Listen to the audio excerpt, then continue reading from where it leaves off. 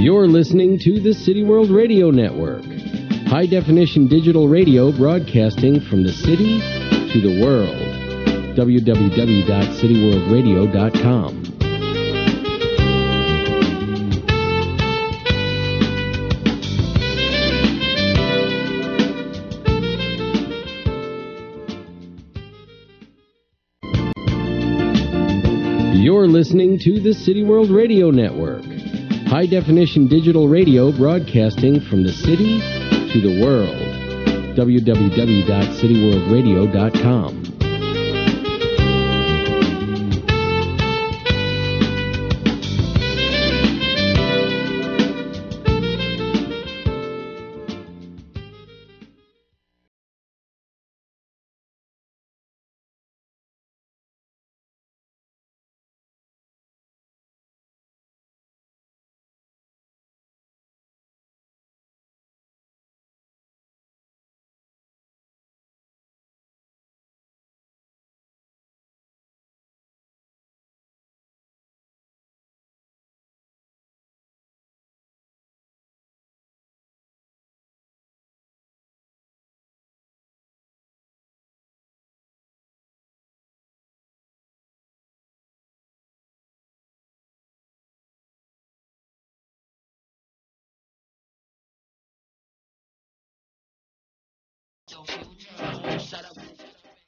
What's really good, everybody? It's your girl JB, aka Jeanette Berry, here for What's Really Good radio show at Sky's Crescent Radio on cityworldradio.com. That's a whole lot of names. You just heard Caroline by Amine, and I presented Caroline because one of my guests today, her name is actually Caroline, and she's not a singer, so I needed a song to play for her. My lovely dear friend Amy Theard is here, and then I've also got an MC, entrepreneur, fitness guru, graphic designer, so much, man of all trades. Are you anybody's baby daddy? Absolutely not. Okay. Not yet.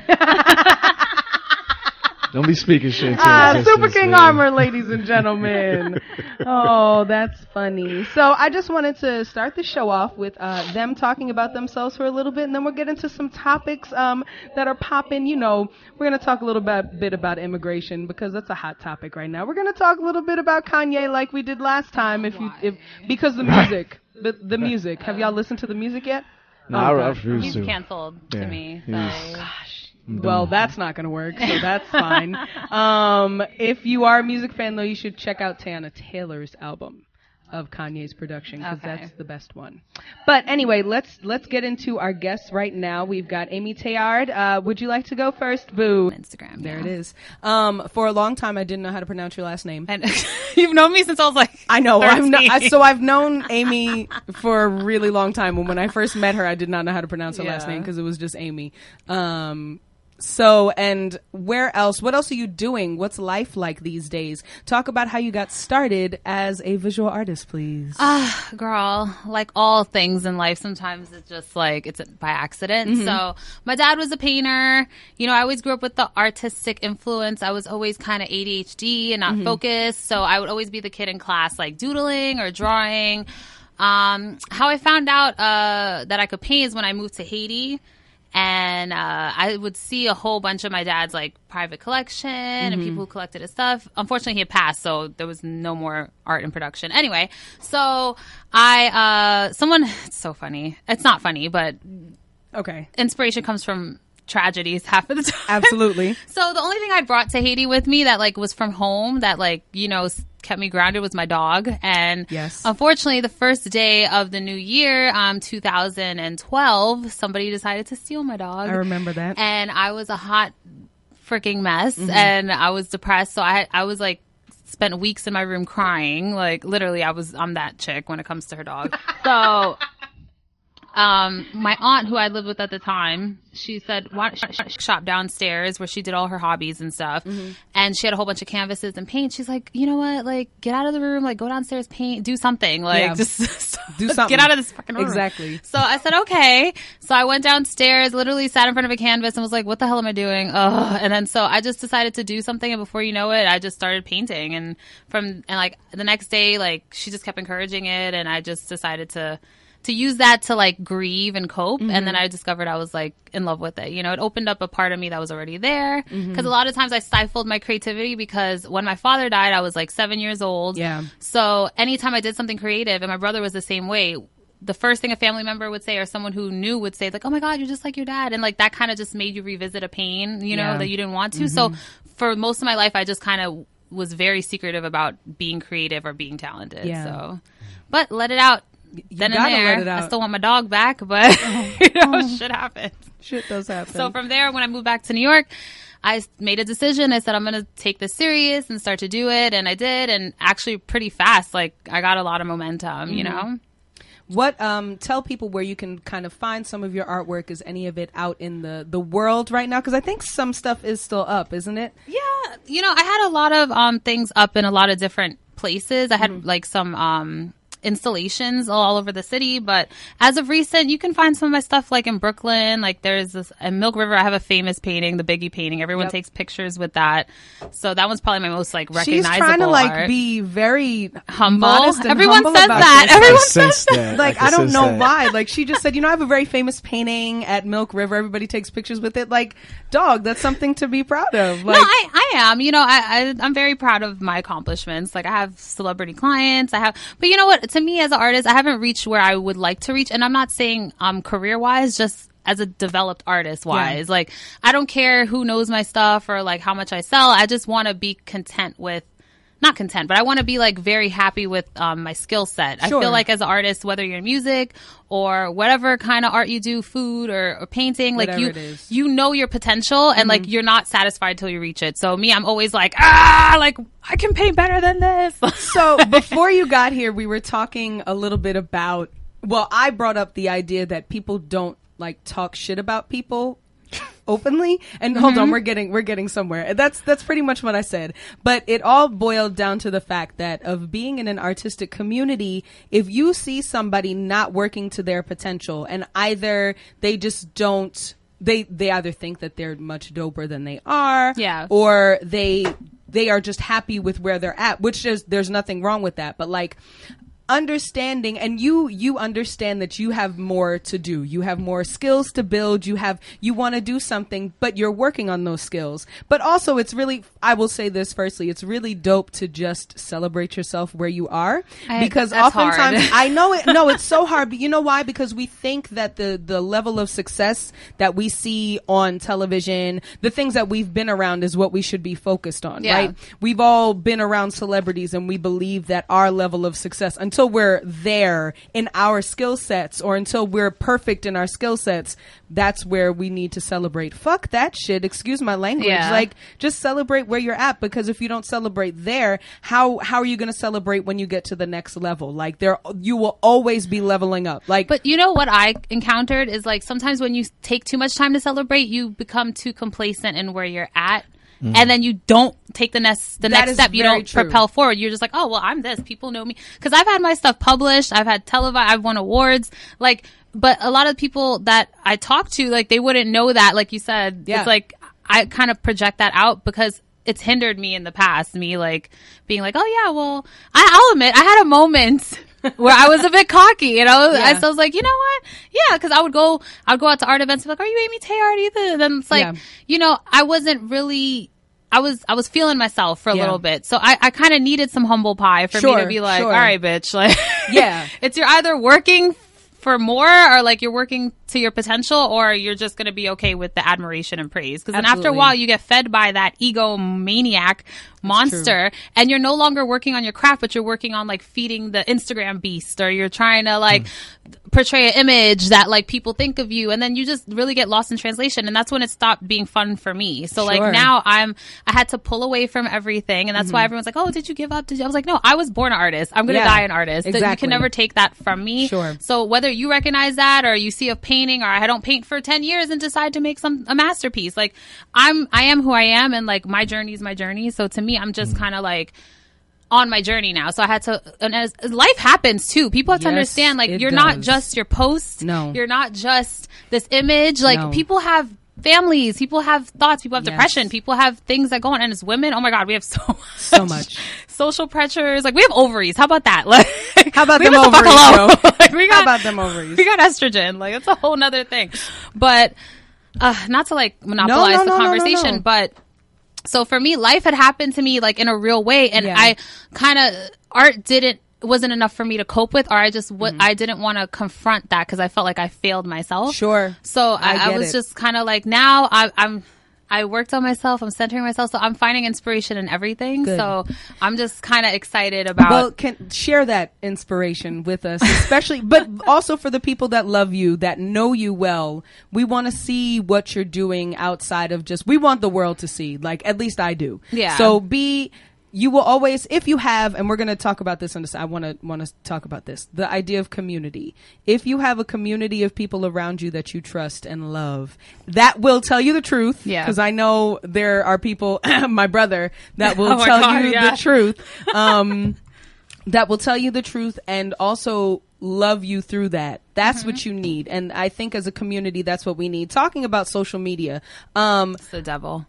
Let's get into that. Let's get it. So we have had this month has been really rough as far as death, suicide. One of my heroes committed suicide this month, Anthony Bourdain, Kate Spade, and then we had the death of XXX, and that was shown all over social media. And it's disgusting. It is. So Super King, let's talk about this for a second. Like, where are you with your relationship to social media and with everything that's going on? How do you as an artist, take yourself out of it, put yourself in it, and make sure that you're still doing the work that you need to do, because you got shows and shit. So how do you balance that? Well, first, I don't know if you recently saw that they found there was no narcotics in Anthony Bourdain's body. So, and a lot of people were saying that it seemed weird that happened, and it doesn't necessarily seem like suicide. Yeah. So, off that note, I was trying to really adjust, like in 2013 with social media, because I just saw that's where all of I don't know how you would put it, like all of the like hip hop and community was starting to center itself around social media. Like that was now the realm, the universe where everything started, middle and end. And then I started a blog I was running for a while called eighthrankrecords.com. It was actually based off of my record label that I started, and that went through a whole thing. And so then I finally decided, okay, I'll just start blogging, see where that goes. And I found, having to keep up with timing,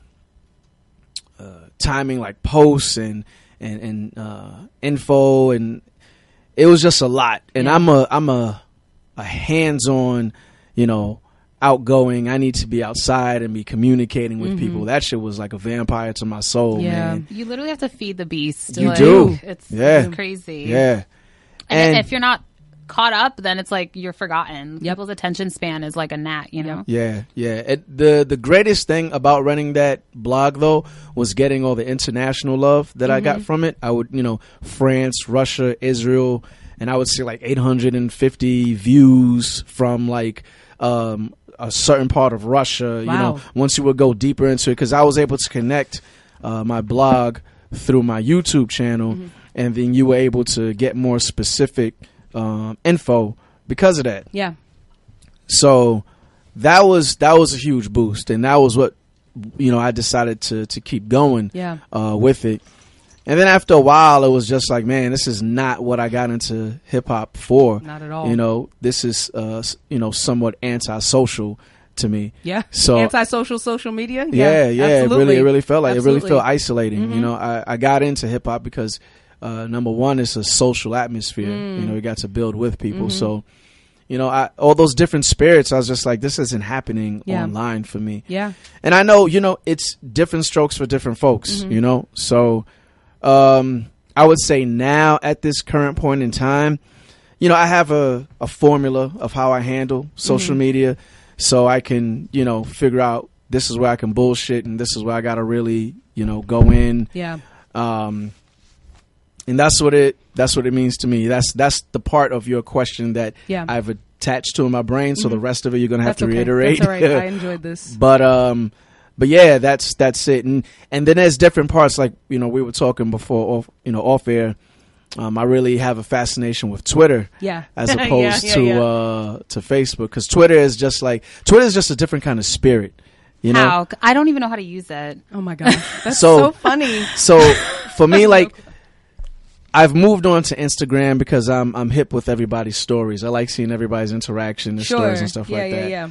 But Twitter is just like, I was saying to Jeanette before, I love a good shit show. And on Twitter, there is nothing but absolute chaos. I feel like the devil sometimes, man. I'm just like sitting on the throne and just watching all this madness go down. And, you know, I just really got to see a lot of different people's personalities, judging it. Like, if I had to compare it from Facebook to Twitter, Facebook seems more homogenized, more converted. You find a certain group clique that you stick to, and those people have a certain way of thinking. And if anybody comes in, it's like the Bayhive. We're going to destroy you if you say one wrong thing, and it's all out war. But we'll still keep you as a friend on Facebook. That's weird. Yeah, because they works. like to watch they like what to you're watch. doing. Yes, there's a lot of voyeurism going on. But with Twitter, there's like this. It's like a journal, you know, and you see people opening up. I see more people opening up about depression and suicide. I know you mentioned that stuff earlier, and you too, on Twitter, as opposed to Facebook. People, I see more comfort on Twitter than I do anywhere else, and it's just like people just say all kinds of shit. And then there's also the fact that your favorite celebrities are very vulnerable and right there, and so you can really communicate with, you know, Keanu Reeves, if he's on Twitter, if you want to, and he, you know, if he so feels like, he'll reply.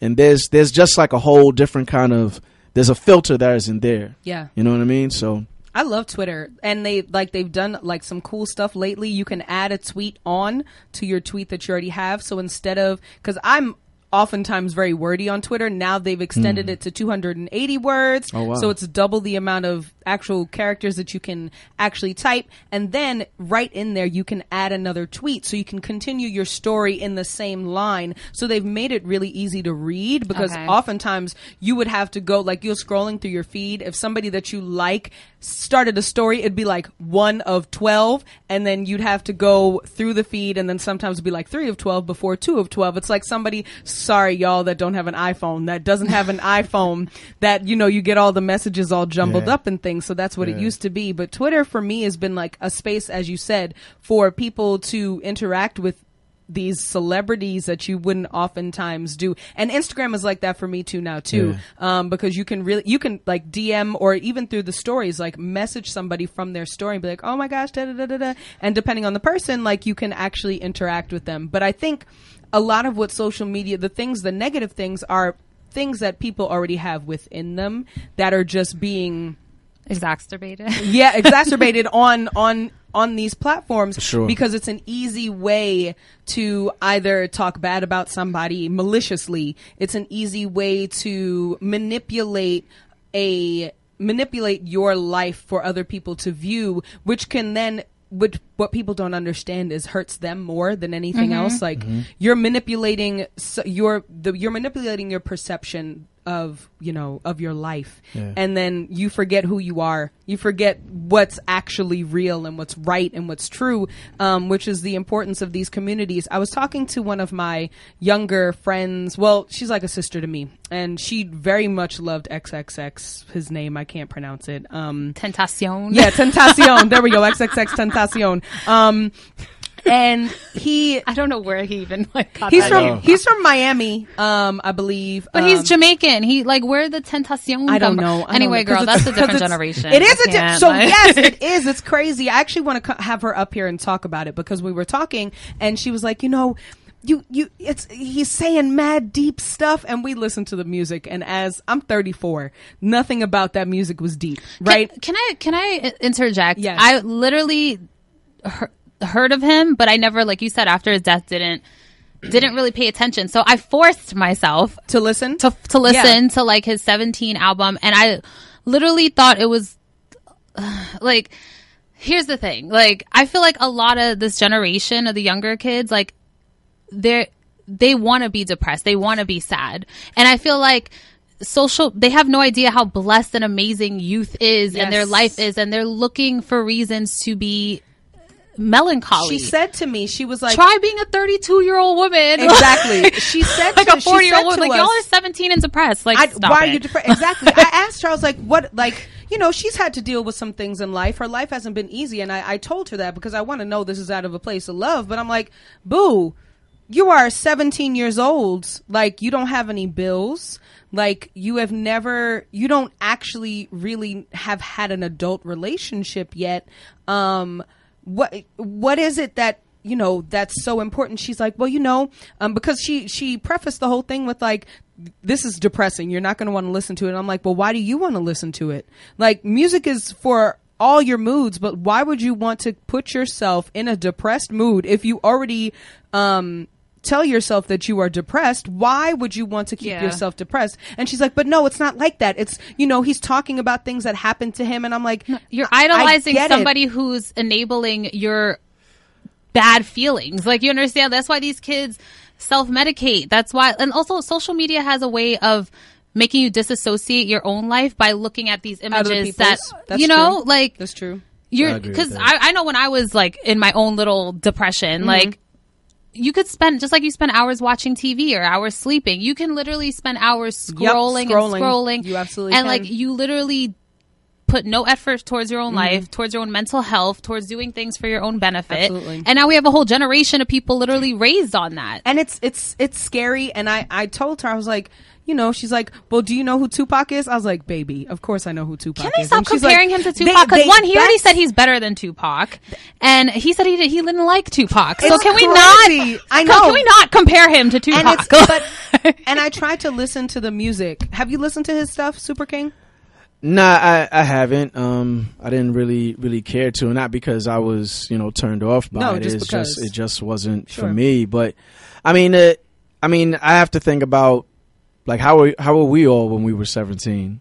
You know what I mean? Yeah, absolutely. Like, I was listening to Little Bow Wow, so that should go tell you something about me. So that's see, I wasn't part of that crew. Yeah. You know what I mean? I was a B2K'er. See, Batman and all them dudes. Batman was immature. Get it right. That's because we're a little older than you. That's a little bit. You know, yes, I know. I wasn't with the shits. I know you were not with the shits at all. But like. But I was a big fan of like Linkin Park, and Linkin Park was some of the most depressing shit you could ever listen to. Especially Hybrid Theory was like, from the first opening track to the last track was the most depressing shit you ever heard. Can you talk to us? Hold on 1 second. Okay. Can you talk to us though lyrically about how it was depressing? Because here's my thing. I looked at the different lyrics and we compared some things in the car. I was, you know, she's like, this is about depressing stuff. I was like, all right, well, let's talk about All That I Got Is You by Ghostface Killer. Let's talk about Song Cry. All of those things. So I want to know from your perspective, listening to Linkin Park, how that was depressing and like what were they talking about? Because I think lyrically it's a little different. In one regard, see, it's language, right? Yeah. And so people communicate things like, I always compare it to when Wu-Tang first came out to the way hip hop is now, because Wu-Tang Clan spoke, very much, not only just in street slang, but in also the verbiage that the 5% Nation of Islam used. Yeah. So if you weren't hip to that, you were lost on a lot of those tracks, especially 36 Chambers. Like, absolutely. What the hell is God, body? What power you? What is all of this? Yeah. So, but because of the rhythm and all that stuff, you know, you just run with the vibe. So listening to a lot of the stuff now that the kids listen to, it feels the same in that regard, is that they have their own language, their own coded way of speaking. Mm-hmm. So it's going to be different from how we grew up with listening to it. So I don't. At the same time, I feel like there's a more deeper level of drug use, because like the medicating and like people were using Vicodin and all that stuff back in the early 2000s and 90s and stuff like that. And you found people that used those shits recreationally. Yeah. And that was like... Now they're popping Xans, perks. Yeah, that stuff. And ecstasy was like the hugest thing back then. Yep. But now it's like the shit has evolved. Yeah. And it's evolved because it's so easy access. This isn't shit you don't have to get this shit from like homie around the corner anymore. Yeah. You can go to a doctor and be like, something's wrong with my foot. I need Xanax. And you know, it's yes, no, you know what right. I mean? The gist of I it. hate to laugh, absolutely. But you get that shit and you see these kids that are like fucking zombies because of this shit. And so there's a certain level of, it's almost similar to like opiates and meth. Yeah. And it's frightening to look at because it's not like smoking weed. No. When weed used to be the drug that everyone did, and it was like, you know, people thought it was the worst thing in the world and you lost all your memory. And now it's like, it's the most positive talked about thing now, you know, what is this? CBD? Yes. Oil and all that, how it cures cancer and all of this stuff. And people are like, yeah, fuck that. No, you know, I'd rather smoke weed than drink alcohol. Yep. Which is, yeah. But anyway, I'm going off on a tangent. Don't judge. So, I love alcohol though. So, You sound like your liver, okay? Weed's the reason why I was an hour late, by the way. That's why. Look at that. Hey, shit, she's a that's real funny. one though. She's She's a a real one. That's She why kept she's it a here. buck. That's why she's She kept here. it a buck. Oh my gosh, I'm not that's even so mad. funny. Okay. Okay, so getting back to the whole Linkin Park thing with their lyrics, like with Chester talked about a lot of isolation and being abused and mistreated by people. He always had like, there was always some victimization going on in his life, you know? So I feel like with that, and then in hip hop, it became cool because Eminem started talking about it. So Eminem being that gateway to like, oh, it's good to be emo. Yeah. So even though I debate Nas was very emo too, and Jay to an extent, but that all got overshadowed by all the bodies that they were killing on record and all the drugs that they were selling, and so forth. With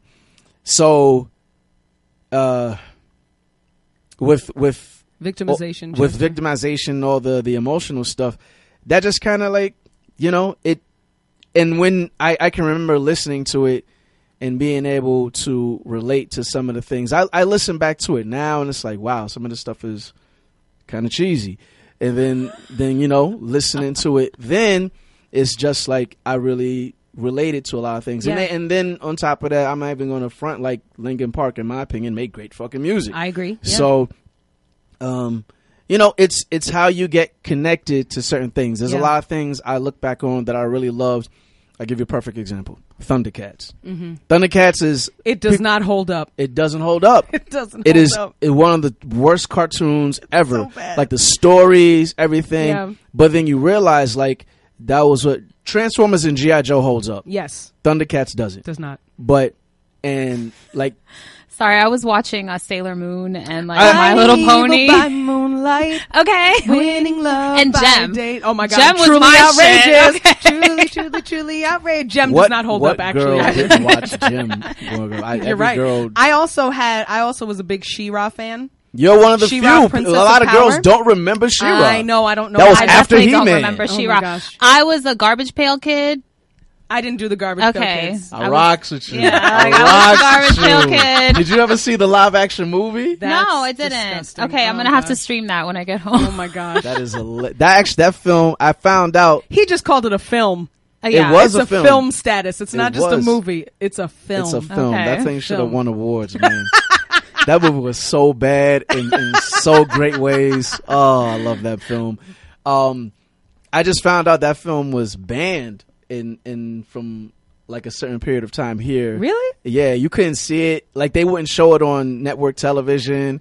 Because I remember seeing it when I saw it on cable. Yeah. When it was brought to my attention, I was like, yeah, I've only seen this on cable television. I can't. But anyway. Oh my god. They had the girl that does the vomiting and the boogers. Yeah, she was in there. It was pretty gross. It was gross. It was awesome. Disgusting. It was awesome and super kinky. But when you watch like the old Looney Tunes, remember the VHS, like it had like the 7-hour, 12-hour, 24-hour, like when you watch the old cartoons and the Looney, like you're literally you gotta clutch your pearls. You because do. the amount of sex and racism and bigotry in it, so it's much. like how are Oh my God! How is this allowed Mickey for children Mouse on a was Saturday Steamboat morning? Willie, like Mickey Mouse started a Steamboat Willie, and like there's so many things. We're getting off on a tangent we're about, totally going about off topic. cartoons, But that's it's- We okay. went from yeah, suicide to like No, but he was Saturday talking- morning. I know, but we were cartoon. talking about Thundercats and how it doesn't hold up, and also but your going- relationship to it. But yeah, so there's that, and it's like I listen to a lot of music, even listening to a lot of Eminem stuff. It's like I still think he's great, but it's like some of the stuff that he put out didn't age well. Yeah. You know what I mean? And it's, and people were like, he's the greatest of all time. And I'm just like, son. But I feel like DMX is the most emo. Like, look at his life. Joe! DMX Look at his is life. super Like, emo. He's the most emo thug ever, yo. Yeah, Like, that's very true. it's dark and hell is hot. My biggest thing with this, and then after I say this, I'd like to get into one of your songs, Super King. My biggest thing about the difference in the music is the actual language and like the eloquence of it. I don't think any of us would have said that DMX was like elegant, or we wouldn't have said That wasn't the point. Yeah, he was I street, use he was that rough. word. But I use that word because there is an elegance to the language.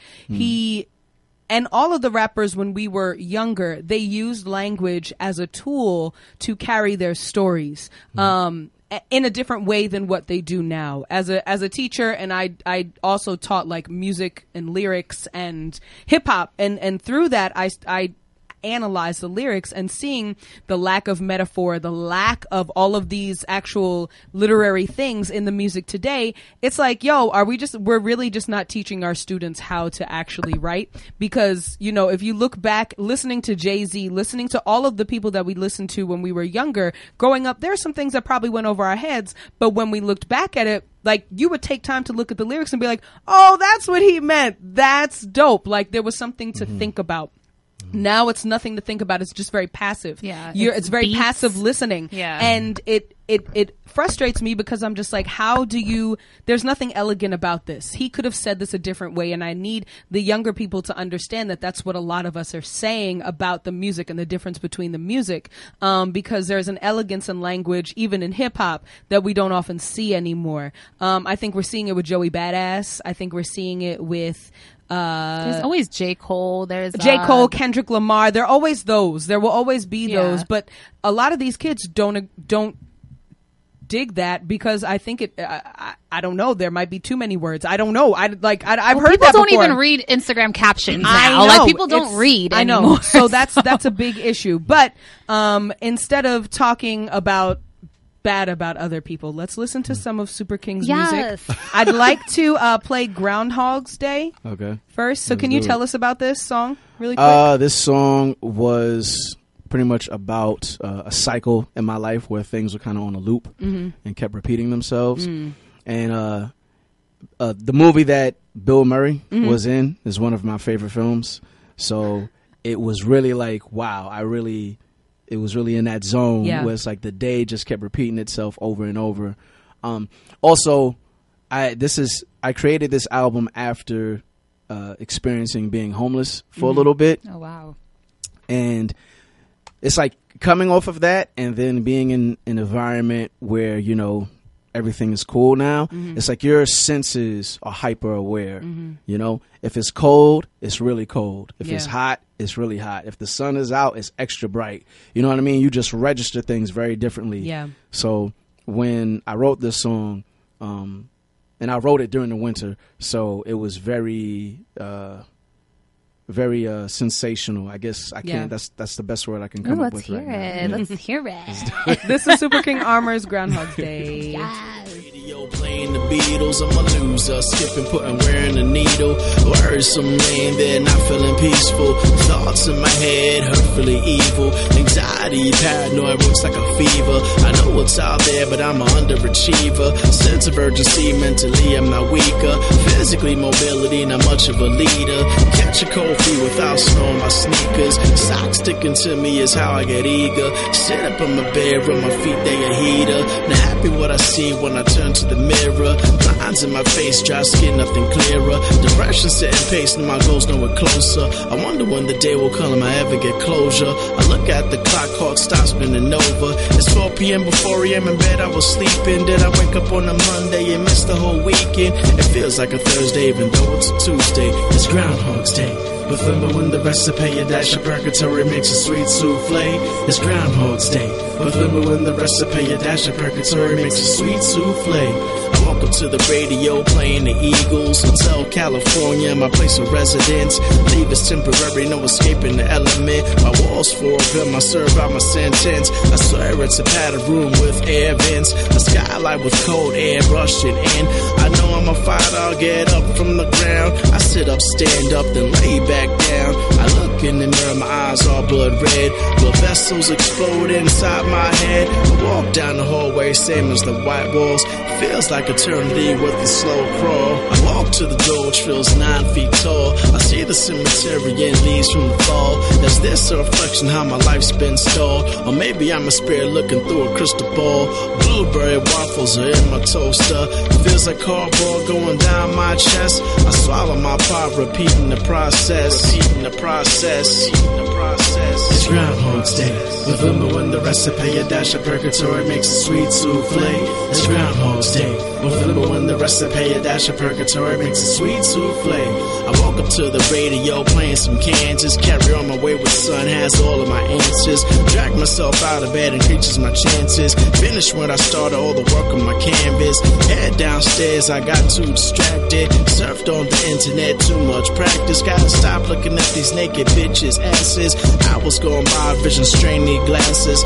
Tell Sean T I know true insanity. Going round in circles, I'm stir crazy. I left my phone on in case emergency, but this crazy bitch keeps on calling me. You don't wanna fuck, just talk to me, bitch, please. This ain't Thelma Louise. You ain't tied tonight and I'm not your main squeeze. Run outside for share, need of a good run. Scared the lady with the Rottweilers. Come on, son, wearing all black, all you need is a handgun. Went back home and the song, the same one. It's Groundhog's Day. Remember when the recipe, a dash of purgatory makes a sweet souffle? It's Groundhog's Day. Remember when the recipe, a dash of purgatory makes a sweet souffle? It's Groundhog's Day. Remember when the recipe, a dash of purgatory makes a sweet souffle? It's Groundhog's Day. Remember when the recipe, a dash of purgatory makes a sweet souffle? Sweet souffle. Sweet souffle. Sweet souffle. Sweet souffle. Okay, Super King. So I have to say that song is very different. If you've ever seen Super King Armor live, that's very different from his live show. Yeah. But I would like you to maybe put that in a little bit. A little more vulnerable moment would be dope from you. The name of the album is Gone Is the Illusion, and that was one of the many meanings to the album is that I wasn't a one-trick pony. I wasn't just a screaming crazy man. Because on stage. when I first saw Super King Armor, he was a crazy screaming man on stage, and that became like a thing. Like that's what everybody said. Yo, you gonna get on stage and go scream today? And then I got tired of that, and I was just like, I know that I have way more range than that, so hence is the reason why I created songs like Groundhog's Day. That's funny because that also. Hello. Yeah, you're there. All right. So I don't know if I can't really hear myself now. I'm just gonna keep turning knobs. All right, there we go. There you go. So that's funny because when I was doing my painting and I was most known for portrait work, everyone's like, oh my God, is that Amy Theard? Oh my God, oh my God, Amy. And I got typecast into one way of expressing myself, which is the same thing you said. You don't want to be. One day you might want to scream. You just might want to try it to see, hey, does this fit my style? Is this a way I could express myself? This is how I'm feeling at the moment. It's the same thing with art. But I feel like people who support you, they want to support you the way they want you to be. Absolutely. So for me, when I wanted to really branch out, and I, like you said, going back to feeding the beast, I felt like I couldn't be who I really wanted to be because it wouldn't generate likes or generate momentum or generate views. And then you get that stress, you're being stifled as an artist. Yeah. The whole point of being an artist is being able to freely express yourself, but you also need to eat, and your bills need to get paid. Exactly. People, we need to get paid. We need to get paid for it all. Thanks. If you really do support an artist, support the artist that they are and follow them through their evolution. You know what I mean? Yes. And follow them through their experimental phases and learn them as an artist and support them as a person, not just who you like and what you think is dope. Like, Absolutely. you know, like even in the music, it's all different ways of expressing itself. And that was like because, and I knew that I had way more range because I just knew my listening range and how I like to write and stuff like that. So I said, I know I can do it. Yeah. I know I can branch off, and I know, like, I've always written close to the heart. Yeah, you know, I've never tried to be superficial and try to, you know, let me go into this type of style of music for the sake of doing whatever. it. And so to segue into something, you know, June 29th. Yes. I will be at the Delancey from 9 to 10, and that's no CP time, no hip hop time. No. 9 to 10. Because I didn't book the show. So if you're thinking I'm gonna start on CP or hip hop time, that's not gonna happen because the people, the gatekeepers that are running that event, they're like, this is what you got, and this is the time you got to do it. And if you show up at like 10:15, you're not going to see it. It's you're over. not going to see it. It's going to be over. So the Delancey, June 29th, doors at 8, show at 9, entry is 10.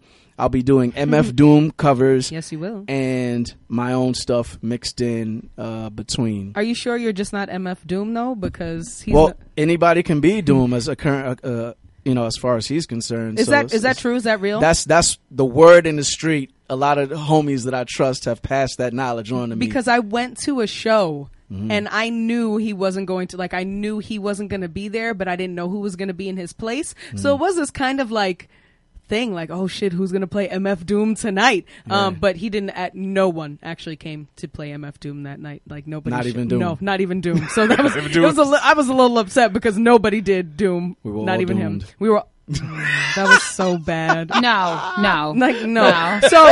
No. So in the vein we of don't do that. We don't do that. We don't do that here. No. That was like a bad dad joke. Yeah. So in the vein of having range, tell us, and both of you, tell us like 2 things that you would want people to know about you as an artist, as a person, whatever you want, because this is your platform right now to tell 2 things about yourself that people don't know or they might not know and that you'd like them to know that can maybe give them another way to what's the word? To grasp. To grasp. Yes, there we go. I can't find my words right now. So there we go. Super King, you're first. I would say all of my music is autobiographical. So it's always written from a real life perspective. So if I'm happy one day, I'm happy. If I'm angry as all hell, I'm going to be angry as all hell. Yep. Just know that it's going to be the genuine article each time that you hear it. And then there's also the side of me that's just a crazy artist, you know? Yes. Where I just want to wow the fuck out. What's your sign? Pisces. Yep. Oh, so am I. I did not do this on purpose, but low-key You're did it on fucked purpose. Yeah, Pisces are messed up. Well, we're messed up, but you know. Rising in Leo, but you know. Oh, you're definitely messed up. Oh, wow. That changed I know. it. You didn't have to tell me. I know this. Yeah. Every morning I look in the mirror, it's like, oh, you's a crazy nigga. Is there anything else you want them to know before I monopolize this conversation? I love, that's her word, her go-to, her monopolize. Monopolize, We're going to take over all of your shit. Yeah, that would be it. And it's just about really energy and just really, you know, making people feel it in any way, shape, or form, man. So yeah. What's your favorite food? Sushi. Not ramen? Oh, ramen is definitely there. Hot ramen, hot cold sake, sushi, all of that, you know, rising sun stuff. Amy. Hey. Let's go to you. Okay, so what I'd want people to know that they don't know, only I guess my circle knows, I am extremely sensitive to criticism. Like it's something I'm trying to work on. So it's something that like has hindered me in my art because I am my worst critic. So like I will tear my stuff apart before I can see the value in it. So to me, like, I don't mind opinions. I just want to say, like, don't ever tell an artist don't suggest what they should do while they're doing it. That's that is my biggest pet peeve. That is very true. You don't know what we're thinking, what our vision is. You don't even have the gumption or the talent to do it. Yeah. So don't give us advice. That's like you not knowing how to drive and you telling me how to run a vehicle. Exactly. Another thing about me that I want people to know is that I self-diagnosed on WebMD, but I'm pretty sure I have ADHD. I self-diagnosed. Most of us have thought we were dying after looking at WebMD. So my art, it's all over the place. Like it might take me a long time to really find what it is my signature is. And I hate that word. I hate that like art has now turned into like a marketing thing where you have to be, but that's just the business side of it. But for me, I just want people to know that like, if you really do celebrate my art and you really support me, like just try to find the beauty or an understanding or celebrate or just, like support in whatever I create, because it's coming from a place that I'm at the moment, and it comes from like something that I'm holding in. It's like kind of like a sneeze. So when I paint something, it's like it's there until like I let it out on the canvas. So it's sneeze like on the beat and the beat got sicker. Okay. Beyonce all on his mouth. Like, hey, but Jadakiss was the first one to drop, well, the first one I know of to drop a line like that. So that's almost as bad as I sneeze on tracks and bless you. Shut up. No, that was actually relevant. But what I was going to say is, I can see that. Just, no winning don't this be one. so critical of something of a way someone's expressing themselves. Like that's all I want to. I don't really. I'm a person. I say it like I mean it. I have no filter. My art's the same way. Like whether it's 1 minute I'll paint a portrait that's intricate, the next minute it'll be like a whole bunch of like swirls and shit that doesn't look like anything like my other art. So don't try to understand where I'm going. Don't try to give me advice about, oh, you should do this or you should do that, or why don't you just pick, I heard this the other day, oh, why don't you just pick, every artist has their thing. Like this one artist, he does lips. This one artist does, I know this already. Like, let me find my journey. Let me find my way. Let me express myself in the way I want to. That's how, listen, my dad was an artist. He went through so many phases of art before he found it, and just like all the greats, Picasso did so many styles before y'all knew. Van Gogh sold one painting his whole career, and y'all are on his dick after he's dead. So it's like, let me express myself with the gift that I was given the way I want to express myself. And if you really are a person who supports the arts in any realm, just be wary of the criticalness that you put out there. That's basically all I'm saying. I completely agree, like tenfold. How do we educate our audiences though on doing, you know what I mean? Because I've heard one of my favorite albums is Jill Scott's live Experience, and she talks about on the track somebody calling up the radio station when Getting in the Way came out, and it's about her fighting some girl because she thinks that her man is still her man. And she's talking like, just because I'm natural and I sing soul does not mean I'm nice and I won't beat your ass. Okay. Like don't think that because I dress a certain way, don't think that because I sing a certain style of music that's the only thing that I need to do.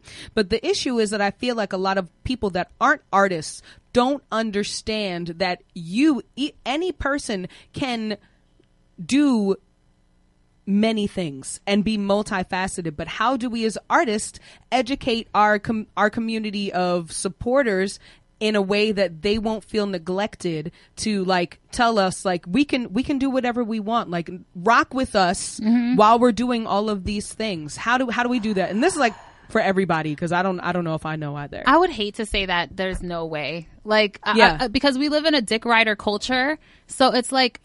And like I said, people's attention span is like, whoop, like, you know what I mean? So when you people like to compartmentalize because that's just how everyone's brain is working now. So it's like, it's almost impossible to, unless you have you built such a platform, a fan base, that you have such a strong like fan base that people will rock with you, whatever. But do you think that fan base was built on just doing one thing really well and then them trusting them? Because think about like Dave Matthews Band. Dave Matthews Band is a jam band, and they were like 90s kings. Like you couldn't go anywhere without hearing a Dave Matthews Band song. You couldn't go anywhere without somebody walking down the street going to a Dave Matthews Band concert. They had this amazing following, and I think there's someone to look into in that sense, that did one thing very, very well. They were jam band music, but anybody who was a Dave Matthews fan loved it. Like, they couldn't get enough of it. You know what? I changed my stance on that. Oh, okay. I actually think that you can, now that I think about it, because the whole, thanks to social media, this is one of the positives, but the whole word celebrity has changed now. So I feel like people just want something and someone they can relate to and follow. So there are tons of artists that I follow that I could be like, what in the hell? Like, will literally paint like a straight line and nothing and put a fake deep caption and but there's people who support them. Like, so yeah, I feel like you can get that kind of audience, but you kind of have to showcase your personality more or have to literally like feed the beast all the time. Yeah. You have to literally show people who you are. And I feel like a lot of people are so consumed with projecting and reflecting an image of what they think looks cool and as opposed to being authentic. I feel like the people that really have the most followings are the most authentically them. Just like that XXS whatever the hell his name is. Yeah. Like he was crazy, but he was authentically himself. Absolutely. So people, you can't replace authenticity with you cannot. Anything else. So I feel like when you are authentically you and you just don't give a damn, like people gravitate to that because we're just, at the end of the day, we're social creatures. So we all want to feel like we're part of something. So when someone really has just the balls to be like, this is me and all my fucked upness, all my glory, all my painting, all this, and I'm willing to expose who I am in all types of realms, that's when people feel like they can relate to that person. How do we... and it's entertaining too. Yeah, I guess people just want to be entertained. I guess yes. So even as an artist, I have to be. I know now. I used to filter my personality, which is huge. People who meet me, they're like, I didn't know you were this funny. I didn't know you were this because I come off as boring as hell. Like, but now I notice the value in marketing myself, not just as my a brand. Art. You know, so y'all gonna hear from me more. I was listening to a friend of mine sent me an Amanda Seales interview with the Breakfast Club, and she was basically the one thing that I took out of it not the one thing that I took, but the biggest thing that I took is that understanding your worth to you as an artist versus your market value. What is your place in the market? That's something that I really have to think about because I can't cater my music to 17-year-olds. My 17-year-olds are not going to like my music. That's just what it is. Yeah. It's for like 25 and up. It's for the grown and sexy crowd. And I have to understand that, right? I can't try and be on Hot 97 talking about, play me at like 5 o'clock when all these little kids or like 3 o'clock when all these little kids are listening after school. Like they're going to be like, yo, what is this? Skip. Like I'm turning off Hot 97. But how do we engage that fan base, or like how do you bring in a community, Super King? Like do you have a community, do you feel like, and how have you fostered that? Well, when you just said what is it, that you wouldn't appeal to 17-year-olds, right? I just automatically thought of Michael and Prince, right? Mm-hmm. Two of the greatest entertainers ever. Absolutely. And totally different in every way, shape, or form. Yep. Because like Michael was 17-year-olds. It's like Michael at like, if he were still alive to this day, I mean, he was damn near 50 when he passed. Yep. Right? Still little kids will listen to that. It's true. You know what I mean? He surpassed generations. Yes. Yeah. He did. He did. Prince, on the other hand. Your dude. And yeah, that's my guy. Well, I mean, first, because he was on his Grown and Sexy, and then he was just a nasty motherfucker. He was. At certain points. Yep. And before he found the Lord. You're telling us a lot about yourself, right? I mean, look, man. He's like, I'm a nasty motherfucker. I am, but I digress. Let me get my water. As you were saying. So... The whole point of all of that is that, where was I going with this? Michael and Prince, generations. His mind went somewhere. 17-year-olds. So, all right, I'm gonna move over to what you said, the community thing. Sure. So you said, do I feel like I have a community? I mean, I asked that knowing the answer. So, yes and no. Okay. I feel the way I feel about the hip hop community at this point, the absolute good in it is that it's hybrid now. Mm-hmm. What do you mean by that?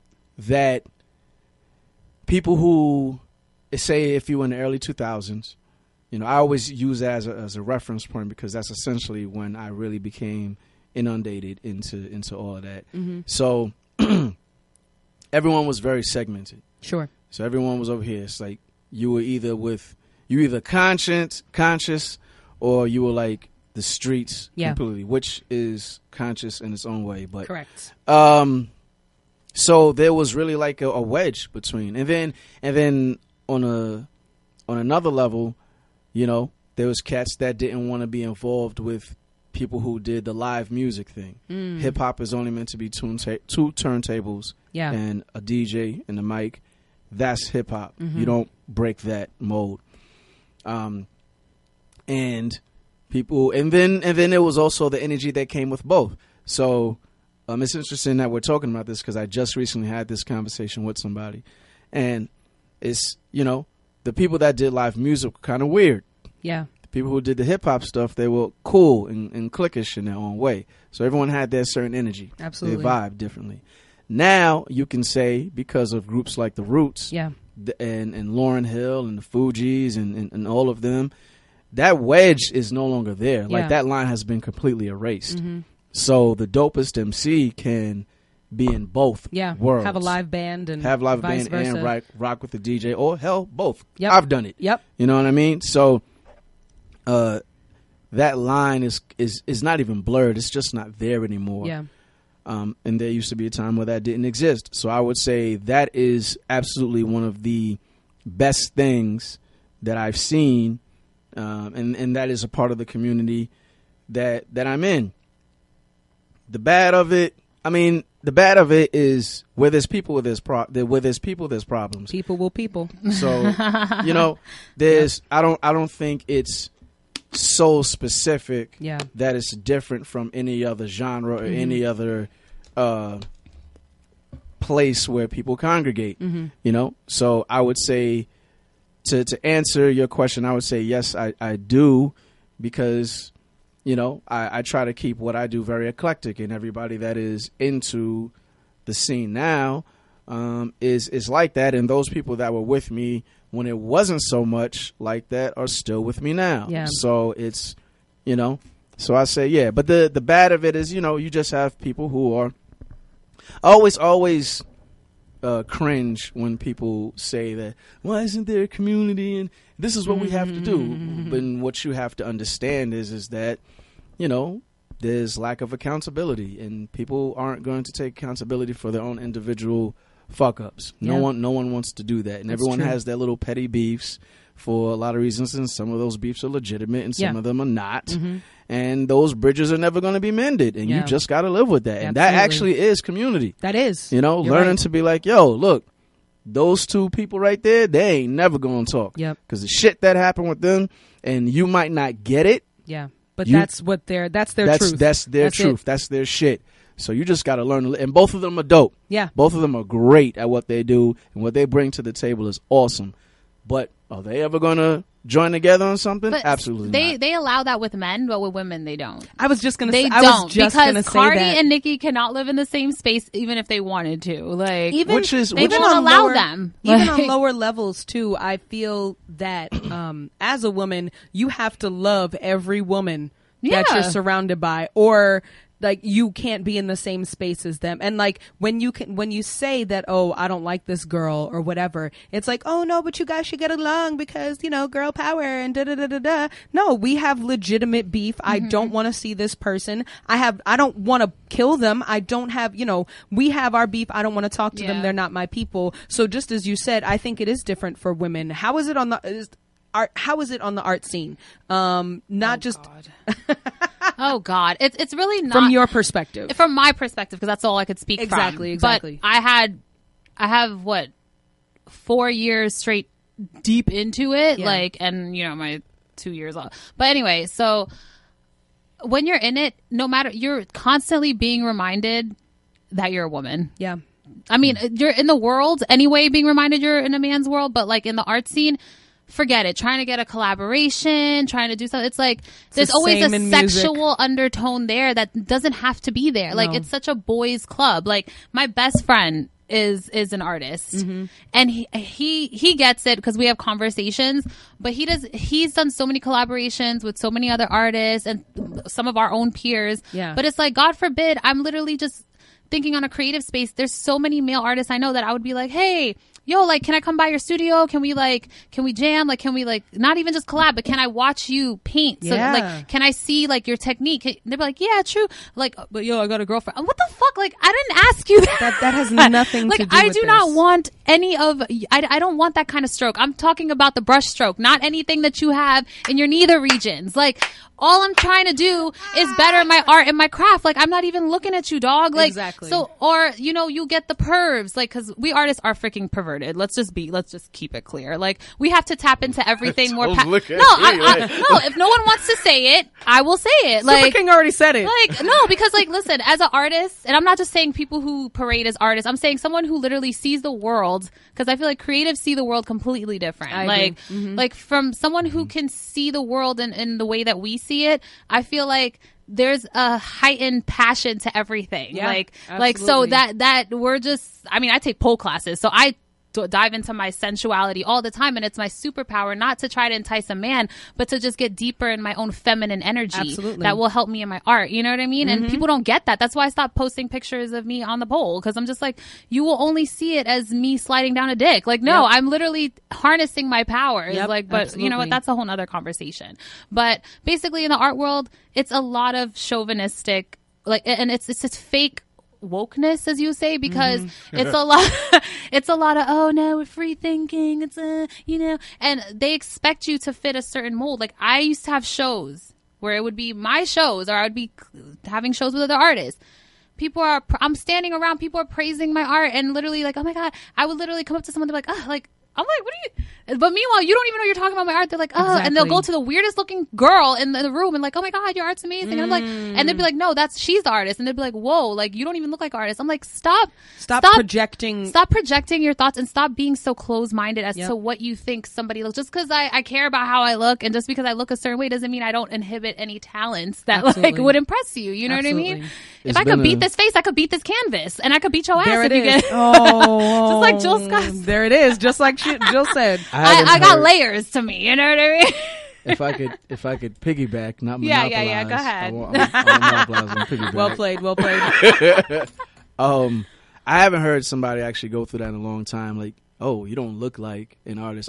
When I started, I used to get, I don't look like a rapper all the time. I could see that. Yeah. And so, like, I always used to bug out, like, how is a rapper Supposed to look. Yeah. Like, I mean, we've had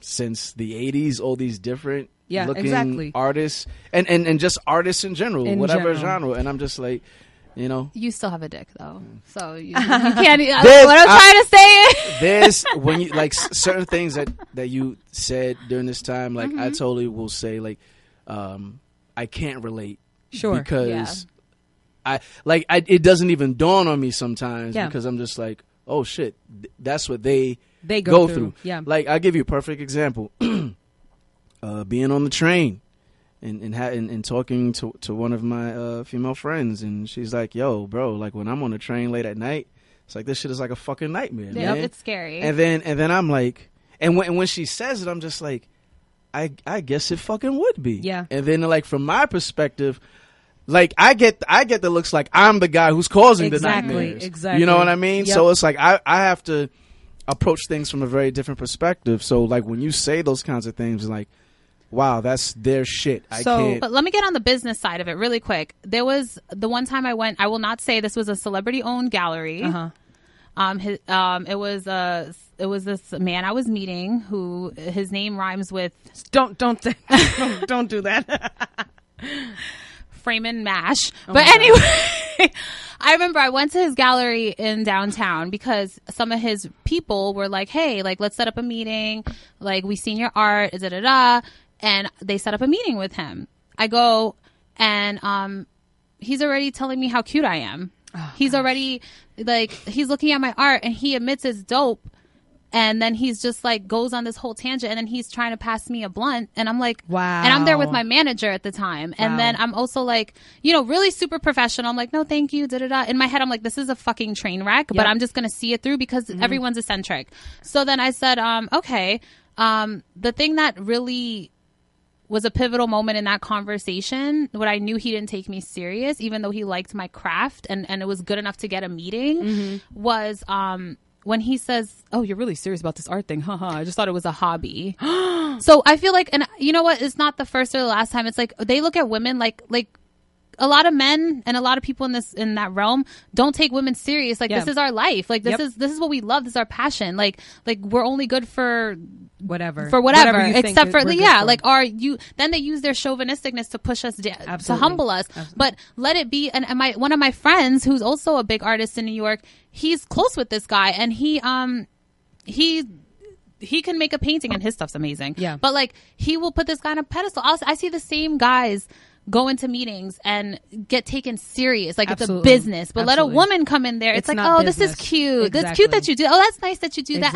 Here's a pat on the back and a smack on the ass. Like, you know, so to me, it's kind of insulting because I came in there, presentation, everything, and like my time was wasted, and not only like my efforts were diminished off the fact that I was a woman. Yeah. Like, with all of that, as crazy as it is. Well, not as crazy as it is. This is the real world, and these are things that we have to deal with all the time. To end the show, firstly, I'd like to thank my two guests, Amy Theard and Super King Armor. You can find their info at Amy Theard, Theard, and Super King Armor is just one word. It's Scarman Lives. Scarman Lives on IG. SKARMANLIVES. So to end this show today, I just want to give everybody just a little nugget to take some time to think about how you want to be treated in this world. And before you get out of the house, understand that the way that you want to be treated, somebody else wants to be treated the same.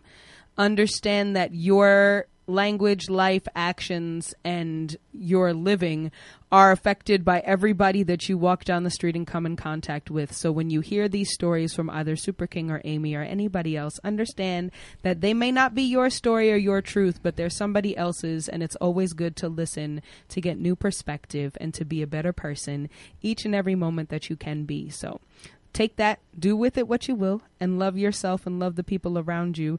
Thank you. This is Jeanette Berry for What's Really Good Radio on Sky's Crescent Radio on cityworldradio.com. Thank you so much for having us.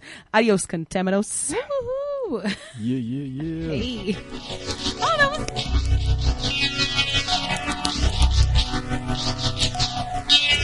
The harakiri is a very positive, very proud way of death. But harakiri sometimes makes you win.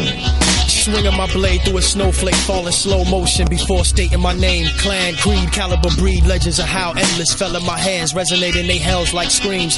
Cavalier, Kishi, black blood, black steed. How could there be action against he, the same that held back the factions, exposed ninjas? Who remembers my actual deeds? Bring a forward that slanders, have a take seat, front row, come close to a man who was free from karma, your senseless bullshit. In splendor, I'll reincarnate with the arts and Bushwick. Ask the man from the lands that was rugged. In the lucid dreams, he's Super King in the same damn juncture. I ain't afraid to let my sword puncture. I'll die for it, fall forward and dive on it. Of the border of death and life, you know. And in the samurai tradition, the sense of beauty was always connected with death. We still have a very strong warrior at mind. Trained young and taken away from my family. My father was a samurai, my mother shinobi. Countless times I've proven there's no army that can hold me. I wear my blade in one arm, the other in my obi. Blade made of unknown metals and stones, containing a spirit who knows hell is its home, whose presence is felt through your flesh and your bones, and he's broken every single man his blade has ever owned. The demon is strong, my shogun wonders how I stop it. My brain is an intellectual mosh pit, safeguarded from master thieves and lockpicks. There's primitive countermeasures for anything toxic. Now I ponder my execution for my contributions, betrayal. As I sit on this wooden block, soared across the street and up one stop, foaming from the mouth for everyone to sit and watch. The harakiri is a very positive, very proud way of death. I think it is very different from the Western concept of suicide. Hierarchy sometimes makes you win. I'll assassinate you when I appear out of thin air. Like a good neighbor when State Farm is there. And I hope you catch fire with your clothes on. Like a ninja in the accident with a smoke bomb. You say I have an unfair advantage when you battle me. So I will fling his arm and defeat you casually. With a ninja star over shuriken. You're bleeding so bad, one sensible thing to do is tuck your shirt in. Typical king armor, death before dishonor. Gets reincarnated into a blade, no other sharper. Balance my consciousness, they call it apocalypse. The ghost of a pharaoh escaped his sarcophagus. Seeking but thirsty vengeance and all of the populace. In the spur of the moment like Greg Popovich. The bounce to slice your stomach, here where Popovich. Guts spill like a ripped bag of condiments. Here you lay in the afterlife, minus guts and glamour life. No more flight club SB over price nights. Grills and gold chains, canary diamonds and rings. Still 36 BMW with the cherry red frame. No more chickens to suck and swallow your fame. All you have is your balls and your bare ass. And your transparent heart, which is like plate glass. You're thrown into the furnace where the fires be on blast.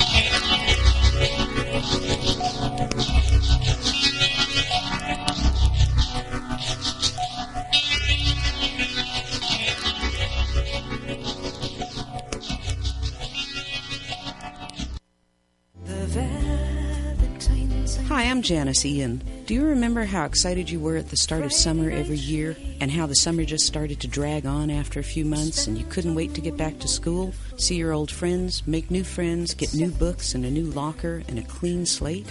Well, you should have been excited about music class, too, because that was a special room where you went to sing, perform with your friends, and learn all kinds of interesting stuff about great composers, instruments, different kinds of music and songs. We remember our music teachers because they were so passionate about helping us learn to love music. They helped to spark a love for listening to notes and voices and rhythms that continues to enrich our lives even today. I bet your kids feel the same way about music class.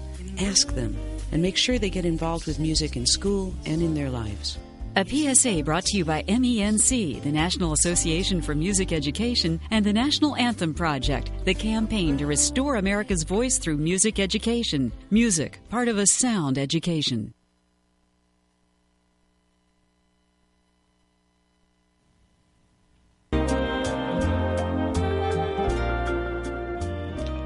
Today's entertainment has been brought to you in part by Calito's Restaurant.